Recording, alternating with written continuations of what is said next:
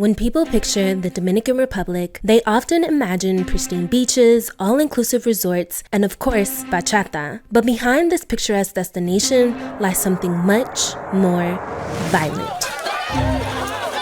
For decades, the Dominican government has terrorized Haitians and people of Haitian descent. It's beaten people, deported them, and even stripped them of their birthright citizenship. And it's gotten away with it. The Dominican government claims it's simply enforcing immigration laws, but the story goes much deeper. The racism, the discrimination in the Dominican Republic, you can talk about these two concepts without talk about anti-Haitian, because it's like they connect. A lot of people will say, oh no, I am not racist, but I don't want Haitian in my country.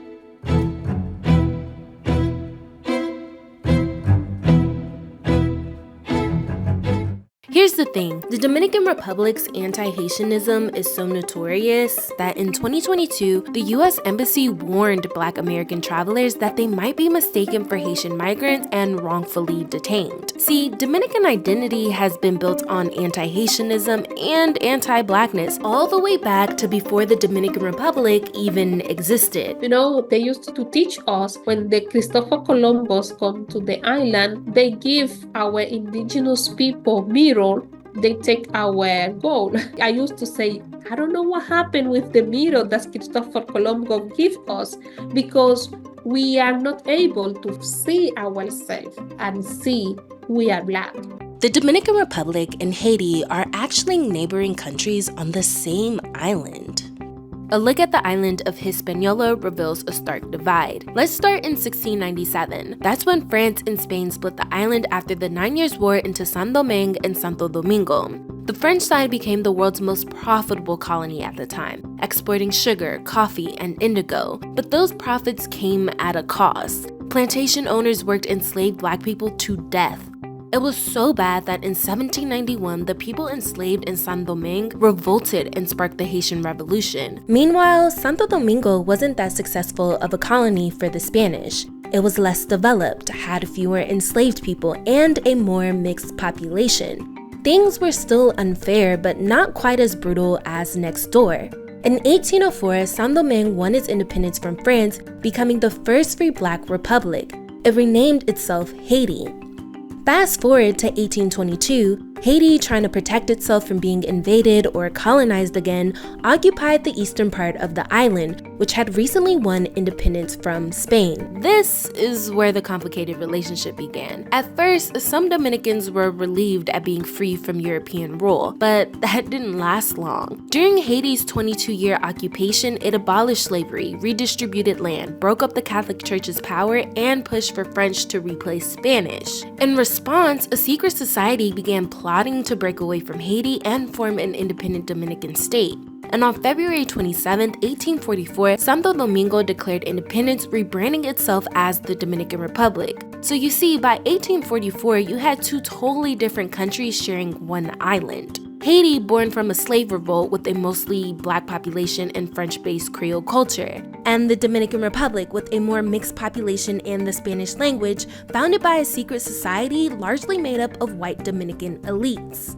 Now, the thing is, this occupation left some deep scars. For Dominicans, it became a big part of their national identity, this idea of resisting Haitian control. It fueled a lot of anti-Haitian sentiment and anti-blackness that still influences many aspects of Dominican society today. You know, it's been so difficult to be Haitian in the Dominican Republic. Being called Haitian is borderline offensive in the sense that people are not saying it as a term of endearment or just to identify you as that is your ethnic descent. They're saying that in a pejorative way, right? While anti-Haitian sentiment started during the occupation, it cemented itself during the dictatorship of Rafael Trujillo. Trujillo's regime, initially backed by the US, aggressively promoted a nationalist ideology known as Dominicanidad through the media and public speeches. The main goal? To create a clear distinction between Dominican and Haitian identities, often portraying Haiti as a threat to Dominican culture and values. The government rewrote Dominican history to portray Haitians as constant aggressors and a danger to the country's independence. Trujillo embedded hate against anything with African origins, not just Haitian. He promoted the idea of blanqueamiento, the whitening of the Dominican population. He even wore makeup to whiten his skin and went as far as relabeling many Dominicans of African descent Indio, which means Indian, to distance themselves from their blackness. Here's the kicker. Trujillo's grandmother was actually Haitian. Today, more than 45% of Dominicans still self-identify as Indio versus the 8% who identify as only Black. Even though it's estimated more than 70% of Dominicans have African ancestry, the trends of blanqueamiento can still be seen today. I am Dominican. I am Dominican of Haitian descent. A lot of people, Black, Dominican, they don't understand my reality. Just because they believe they are not Black. If foreign people see us, we don't look different. But between us, they teach us to see us as a difference. The difference could be in the tone of how Black I look, how dark is my skin complexion, or how I dress, or how I do my hair. See, racialization in the Dominican Republic, like the rest of Latin America, is layered and complicated.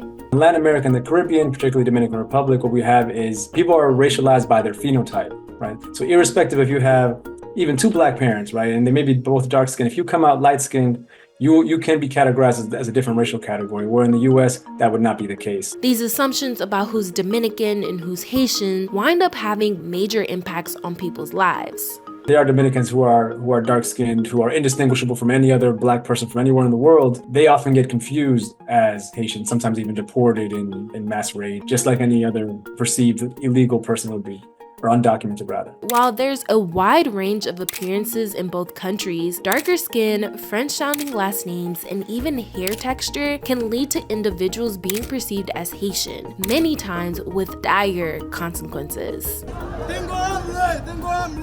The Dominican Republic deported more than 250,000 Haitians in 2023. Thousands of children were separated from their families, and hundreds of pregnant women, many of whom were detained in or near hospitals, were deported back to Haiti. Yet 99% of Dominicans surveyed don't believe Haitians' human rights were violated, and it's been getting worse. The border didn't always look like this. It was once open and culturally blended, but dramatically transformed in the 1930s under the Trujillo regime. Trujillo implemented the racial profiling system we talked about earlier, targeting individuals based on their skin color or perceived Haitian ancestry. This was part of his Dominicanization of the Frontier Project, which aimed at strengthening Dominican control over the border region and reducing Haitian influence. The 1937 Parsley Massacre was part of this push. Tens of thousands of Haitians were killed for not pronouncing parsley in Spanish, perejil, correctly. It was a test designed by the Dominican government to target Haitians. Surviving Haitians were driven out and towns were rebranded with Spanish names. While Haitian labor wasn't entirely cut off, it was strictly controlled through a recruitment-based bracero program for sugar plantations. Remember that for later. Today, the Dominican government is building a wall to keep Haitians out. In recent decades, a slew of anti-Haitian immigration and denationalization laws have been passed. In 2004, Migration Law 28504 revoked birthright citizenship from the children of foreigners in transit, a term that was redefined to include migrant workers, many of whom were Haitian. In 2013, Judgment 16813 stripped away birthright citizenship for all people born to foreign parents in the Dominican Republic between 1929 and 2010. More than 200,000 people of Haitian descent were left stateless. Many had their birth certificates canceled, so they couldn't get a cédula, which is like an ID. Without a cédula, some people can't enroll in school, get a job, or even open a bank account. And in 2022, Decree 66822 set up a special police unit to go after foreign-born people living in the country without documentation. This unit mainly targets bateyes, which are settlements near sugarcane fields mostly lived in by Haitian workers and their Dominican-born families. How is it that folks can come into your house at 2 a.m, beat you up, take your stuff, take you across the border when you have your documentation, right? And there's no redress for you. There's no medical care you can take. Folks, in fact, are dying en route to being deported because a lot of the trucks are so packed with folks. It's important to note that over 85% of migrants in the Dominican Republic were born in Haiti. So just on paper, any immigration law is going to disproportionately affect Haitians and anyone who could be racially profiled as Haitian. While Dominican politicians often blame Haitians as a burden on the country's economy, the Dominican Republic relies heavily on cheap Haitian labor. This brings us back to the batallas. Originally created for the Haitian braceros, these hyper-police communities often lack basic amenities like running water, reliable electricity, and adequate sanitation facilities. Activists have reported that working conditions on sugar plantations, mostly staffed by Haitians, are extremely harsh with little access to healthcare, food, or living wages. Activists have even called it, without question, this was slavery. They were forced to work from dusk till dawn under the threat of violence and/or death or imprisonment. In fact, the U.S. banned sugar imports from the major Dominican sugar company, Central Romana, due to signs of forced labor and other inhumane practices. Anti-Haitianism and anti-blackness is so deeply ingrained in Dominican society that it's often ignored and defended. From sports, like in the case of Dominican baseball player Sammy Sosa using a bleaching cream to significantly whiten his skin, to the popular joke, "I no black, negro nunca, nunca, I no." When talking about how Dominicans view themselves. But the Dominican Republic isn't alone in its anti-blackness. In fact, it's part of a larger epidemic across Latin America. To learn more, watch our pieces about Latin America's ploy to whiten society and how the US and France made Haiti poor.